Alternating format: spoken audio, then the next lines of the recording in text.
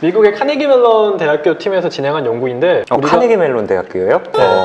알아요? 뭐 아시는 분이 있어요? 하세요. 진짜 초사람?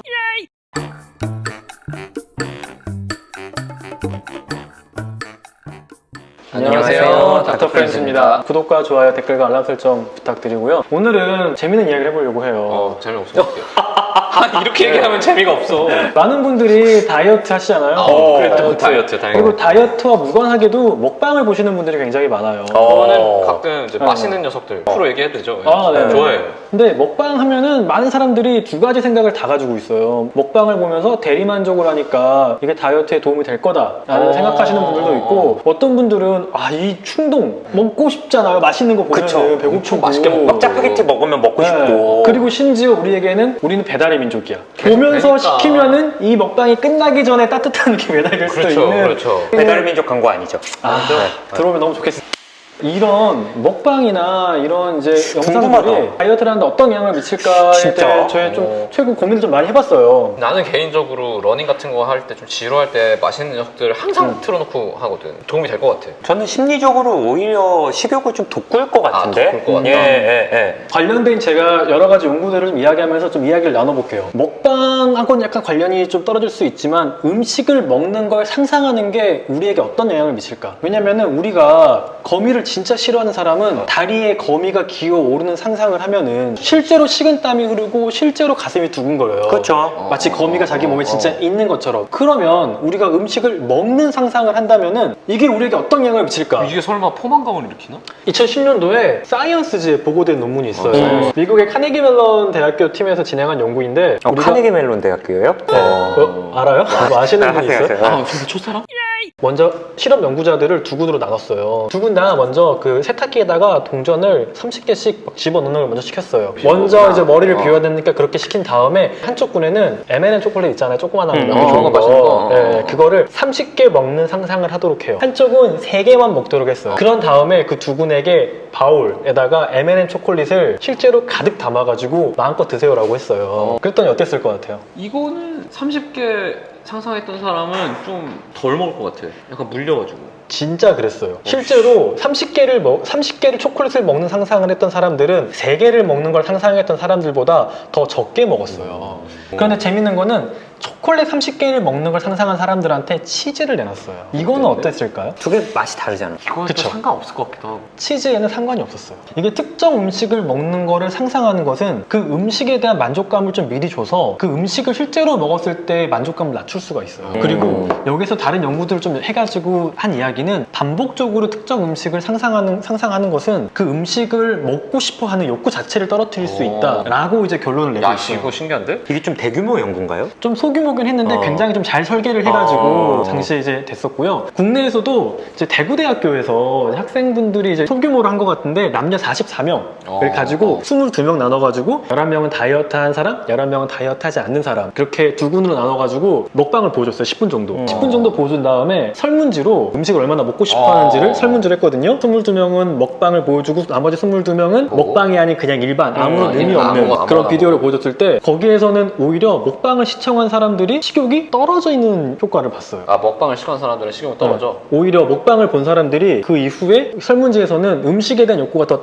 떨어져 있는 결과를 보여줬어요. 그래서 이거는 근데 규모도 작고 그렇게 잘 설계된 실험은 아니었어요. 반복 연구나 이런 게 필요하긴 하지만 먹방 시청이 오히려 식욕 저하로 이어질 수도 있다라는 거를 그건 약간 시사하는 바가 큰데? 이것도 약간의 대리만족 이런 거라고 생각을 해요. 근데 반대되는 연구도 굉장히 많아요. 이걸 좀 정리한 리포트가 뭐가 있나 좀 찾아봤더니 2019년도에 미국의 코넬 대학교에 어떤 그 석사 논문 쓰신 분이 있더라고요. 기존에 한 3개 정도의 큰 연구를 분석을 했어요. 먹방과 이런 식욕에 관련된 거를. 그래서 그 사람이 144명을 대상으로 한 코넬 스터디, 286명을 대상으로 한 메카니컬 털크 스터디, 234명을 대상으로 한 차이나 스터디 이렇게 분석했는데 그 연구에서는 먹방을 시청한 사람들은 포만감도 더 낮았고 또 높은 음식에 대한 욕구를 보였다라고 결론 지었어요. 그쵸, 완전히 반대고 근데 거기서도 말하는 거는 다이어트를 하는 사람들은 먹방의 영향을 비교적 적게 받았다라고 결론을 냈어요. 애시당초 목적 자체가 대리만족이었던 사람들은 아마도 더 적게 먹방을 먹방 영향을 받았지 않았을까라고 하고 음식에 대한 이런 이미지, 사진 이거는 당연히 사람으로 하여금 먹고 싶다는 욕망을 일으키고 위운동을 촉진시킨다는 거는 매우 잘 알려져 있어요. 실제로 입에 침이 돌기도 하고요. 이것과 관련해가지고 국내 석사학위 논문도 제가 좀 뒤져봤는데 우리나라처럼 이렇게 음식 시켜 먹기 좋은 환경에서는 특히 이런 먹방 시청이 그러니까 좀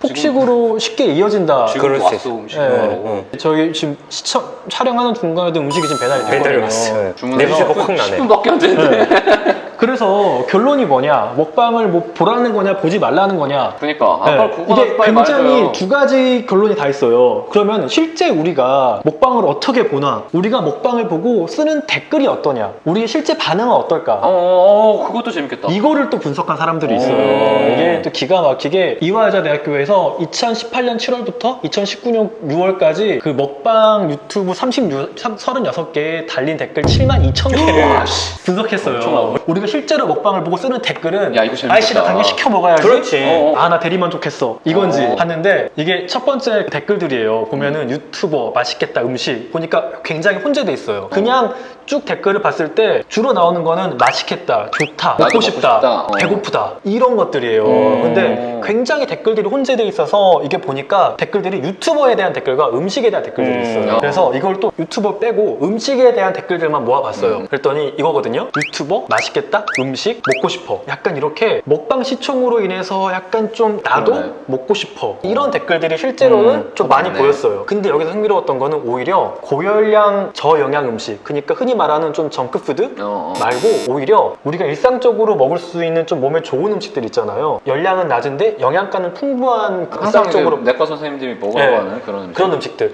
오히려 그런 음식들의 댓글에는 대리만족이라는 코멘트가 많이 있었어. 네. 왜 그러지? 그 사람들은 앞선 연구들과 이걸 좀 매칭해 보면은 내가 지금 다이어트 중인데 특정 음식이 땡겨요. 근데 그 음식이 아주 그렇게 나쁜 우리가 일상적으로 먹는 음식이에요. 그 음식에 대한 먹방을 찾아서 보면서 실제로 대리만족을 느끼는 사람들이 있는 나는 거예요. 지금 고구마 먹으면서 네. 그래서 우리가 먹방을 시청할 때 현명하게 선택을 해야 돼요. 내가 지금 땡기는 음식이 있을 수 있잖아요. 다이어트를 하면서 그 다이어트를 하면서 그 땡기는 음식에 대한 먹방을 보면서 목적 자체를 내가 대리만족을 해야겠다라고 생각을 하고 내가 목적의식을 가지고 먹방을 시청하시는 분들, 뭐 다이어터 분들 이런 분들은 체중 관리에 그렇게 나쁘지도 않을 수 있다는 걸 시사해요. 실제로 대리만족을 할 수도 있다.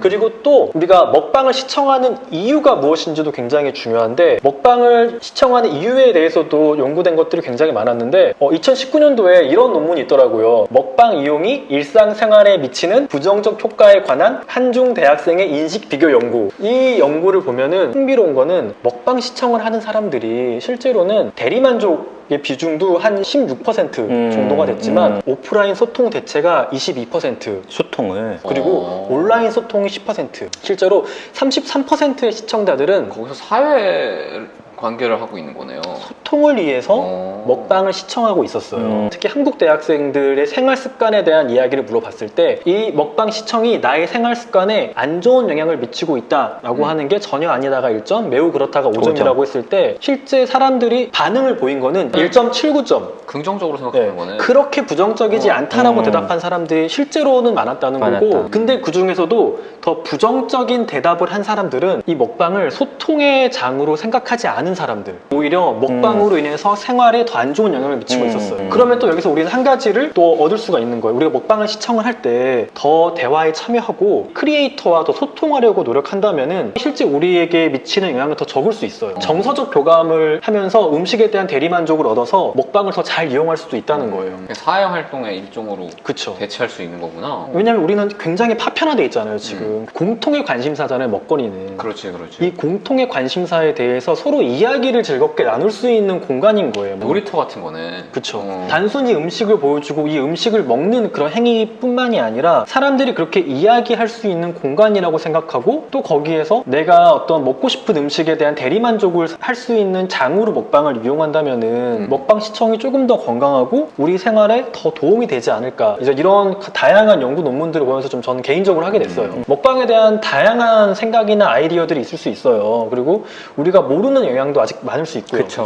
그래서 더 현명하게 이런 먹방을 이용하고 더 많은 사람들이 충동을 느껴서 바로 배달시키고 이렇게 막 너무 그런 생활이 무너지는 그런 먹방이 아니라 건강한 먹방 즐기는 문화 또 가능하겠는데? 그렇게 할 수 있다면은 뭐 그렇게 나쁜 건 아니지 않을까. 정신과에서도 이제 공포증 치료할 때 이제 탈감작이라는 걸 쓰잖아요. 예를 들어 뭐 고소공포증이 있으신 분들이면 지금 머릿속으로 뭐 1층에 가 있다 생각해라, 5층에 갔다 생각해라, 뭐 10층에 갔다 생각해라, 옥상에 갔다 생각해라. 그러면서 그때그때 신체 반응을 보면서 조금씩 높여가는 거고 그러다가 이제 좀 잘 진행이 되면 직접도 해보고 근데 물론 그 상황에서 너무 불안감이나 공포 반응이 나타나면 이제 또 중단해서 그 아래 단계로 가고 마치 먹방은 아직까지는 이렇진 않지만 폭식장애라고 해서 진짜 정신을 잃고 드시는 분들이 있거든요. 아예 이제 네. 의식이 끊긴 채로 본인도 기억을 못하고 맞아요. 그런 분들한테 이런 치료가 도움이 될 수도 있지 않을까라는 생각이 들어요. 물론 잘 설계되고 맞아요. 조금 더 이런 근거가 조금 더 쌓여야겠지만 이런 부분이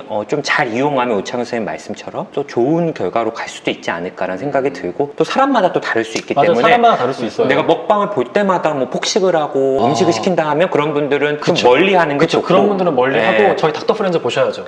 그러니까 이 관련된 또 재미난 연구를 우창훈 선생님 소개해 줬는데 앞으로도 또 재밌네요, 이거. 이런 연구가 신기하네. 있으면 한번 또 저희도 해보면 좋을 것 같아요. 이렇게 좀 도움이 되셨으면 좋겠고요. 다음엔 더 재미있는 컨텐츠로 찾아오겠습니다. 네, 감사합니다.